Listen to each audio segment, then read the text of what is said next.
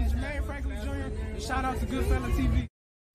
All right, man, let's talk about boxing again, man. How everybody is concerned about Terence Crawford numbers, and nobody ever talks about the numbers of, you know, other fighters, especially Hispanic fighters to be exact. They don't talk about Virgil Ortiz numbers this weekend. They don't talk about Teofimo Lopez numbers flopping.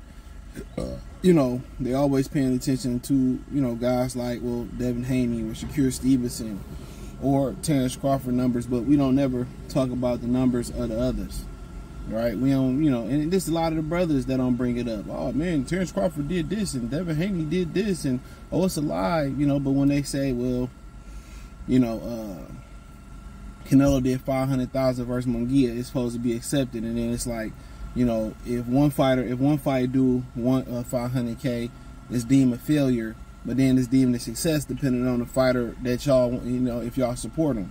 Oh, you know, really, if you add the math, they did 90 a pop, and you carried it one, and blase this, blase that, then y'all consider it a success.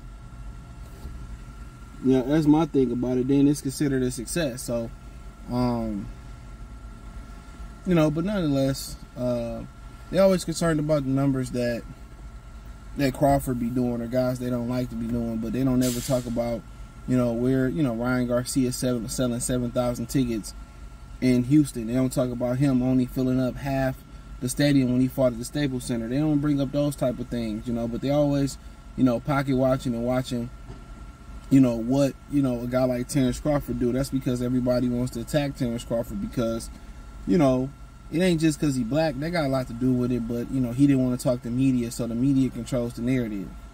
Think about how powerful the media is, you know what I'm saying? Like, they determine who get in and who don't get into the Hall of Fame. In the majority of sports, you know, they'll make a guy wait to get his gold jacket if he didn't give him an interview or he wasn't hospitable to them, you know, how they want to be hospitable to them. They'll make sure he don't get a gold jacket. They'll make sure he'll wait. They'll do that. They will make you wait it out. You know, and unfortunately, that's just the way it is, that there's personal things. And a lot of times, a lot of promoters can pay this payola, just like we talk about in music. You know, how the commander talked about how you have to pay to get a number one hit to number one, a hit to number one. Same thing in boxing. A lot of these promoters, they paying companies to put bots in people's comment section. They paying people to discourage them. They paying the media to write articles and do videos. And then some of these dudes who straight up dumb, who just gonna do it for free and feel like there's an investment, you know, they're invested into one of the fighters. And I just feel like overall, y'all should be smarter to know what's going on. See, anytime you don't have anybody really questioning and saying, well, boycott the Canelo versus Berlanga fight, we should boycott that fight. You don't have a lot of people saying that. You don't. You don't have a lot of people saying, oh, you should boycott Berlanga, we should boycott Canelo.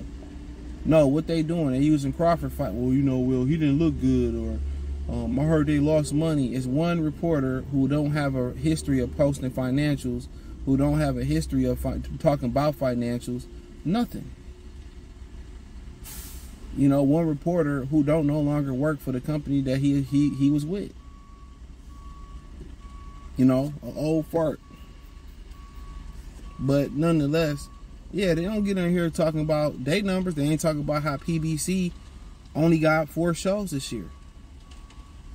They got 4 shows scheduled. They completed 3.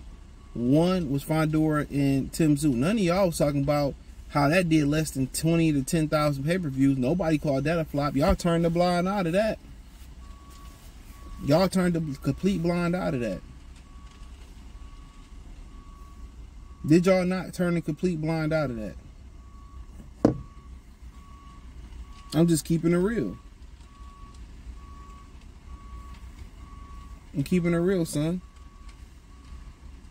Then y'all turn around, they do Canelo and Munguia, joint pay-per-view with the Zone, and they only did 500,000. Really, they did anywhere from 350 to probably 450,000.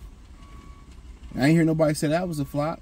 Tank and Frank, that flopped. Calvin Ford admitted that in his own interview. I think it was with the Quarterman Radio. He said, you know, Tank and Frank, they didn't sell. So they got 2 of their 3 events flop. I think all 3 of them is a flop, depending on what they paid them. So all 3 of their events is trash. Munguia and Berlanga gonna be trash. 4 events that we could have lived without. So they got 4 shows this year and 4 events that boxing could have did completely without. Rehab season, they got 4 events scheduled too. From what I can remember. AJ and Ngannou.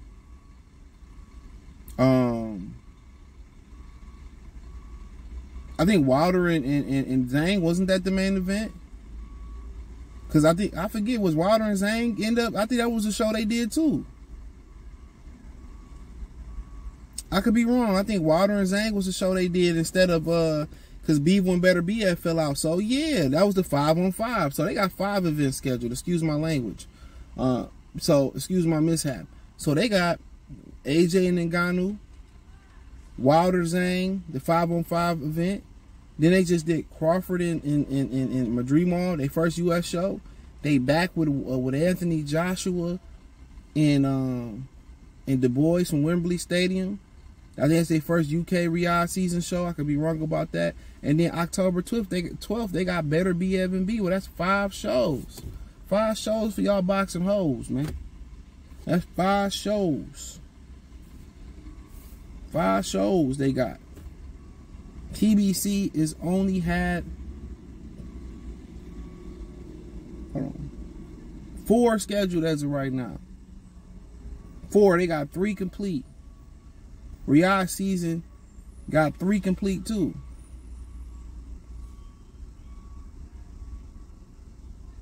But y'all wonder, oh, they losing money. They do. Let's look at the company who've been established since what, 2016 in PBC.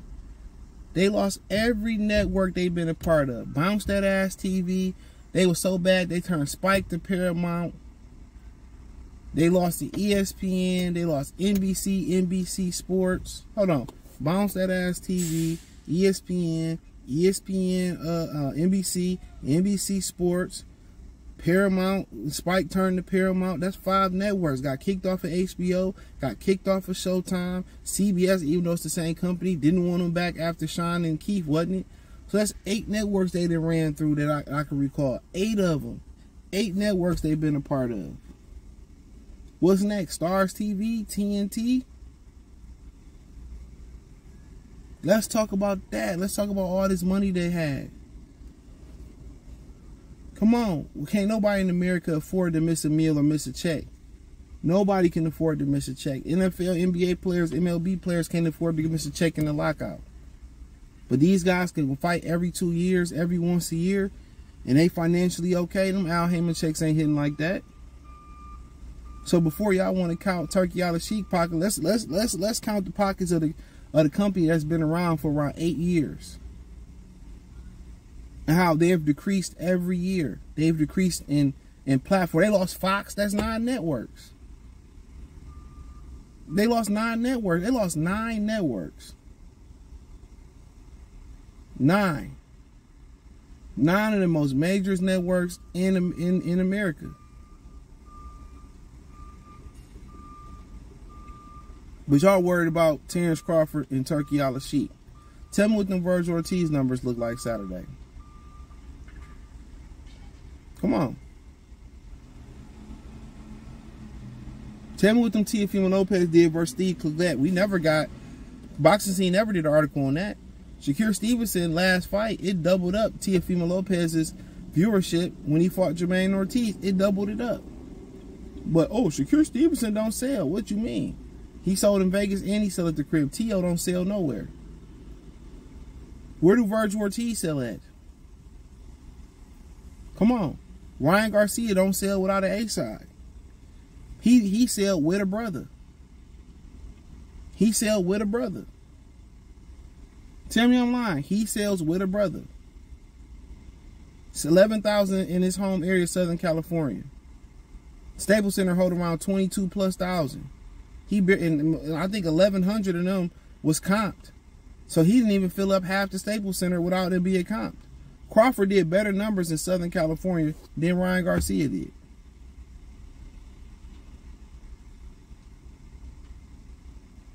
But they always say, oh, you don't sell. Crawford sold in New York.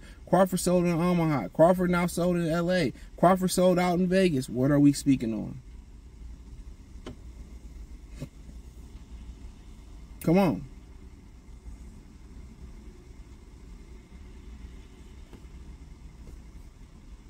So they always watching what we do and criticizing what the fighters that we have.